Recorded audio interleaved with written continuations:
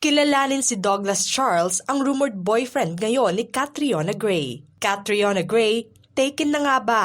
Beauty queen spotted kasama umano ang kanyang rumored boyfriend. Kilalanin siya, ito ang buong istorya.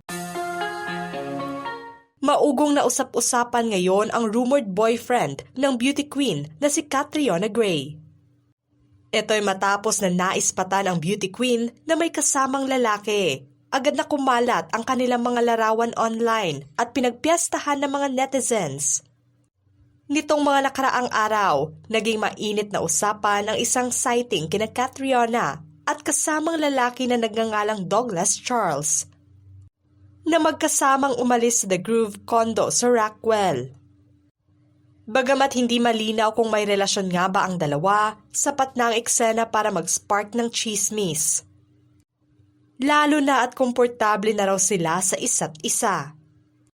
Kaagad namang nag-viral ang ilang larawan at post tungkol sa dalawa na sinabayan pa ng iba't ibang reaksyon mula sa mga netizens.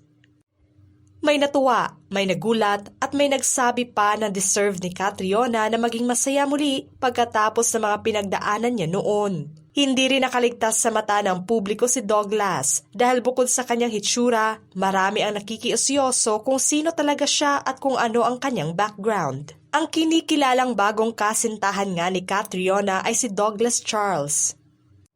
Kapansin-pansin nga sa hitsura ng lalaki na may lahi ito. Hindi naman bukas sa publiko ang pagkatao ni Douglas. Makikita naman sa Instagram account ni Catriona Gray na naka-follow siya sa Instagram account ni Douglas. Ngunit naka-private naman ang account ng rumored boyfriend niya. Kapansin-pansin din na hindi mahilig mag-post ito online. Sa kabila pa man na pribadong tao siya, napansin ng mga netizens na may hawig umano si Douglas sa mga dating boyfriend ni Catriona na sina Sam Melby at Clint Bondad.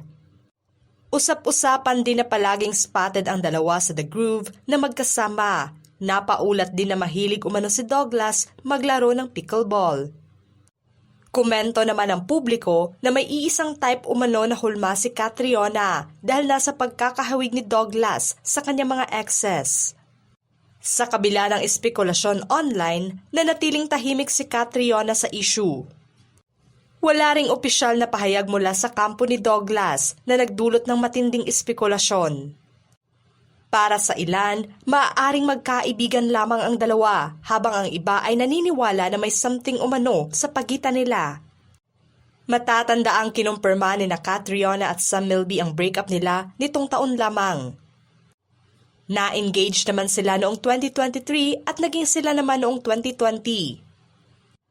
Parehong nilinaw naman ng magkabilang kampo na mutual decision ang hiwalayan nila at walang third party. Sa espekulasyon, marami naman sa mga fans ni Catriona ang nasiyahan at naispatan na nila ang beauty queen na bukas na ulit umibig. Sa ngayon ay walang kumpirmasyon o denial at nanatiling espekulasyon lamang ang tungkol sa kanila. Pero isang bagay ang sigurado, hinihintay ng publiko kung magsasalita ba si Catriona tungkol sa totoong estado ng kanilang relasyon. O kung mananatili itong matamis na chismis na nagpapakilig sa mga netizens. Nakaabang ang karamihan sa buhay pag-ibig ng beauty queen at hiling nila na sana'y makatagpo na niya ang kanyang the one. Ano ang masasabi niyo sa rumored boyfriend ni Catriona Gray na si Douglas Charles? Just comment below.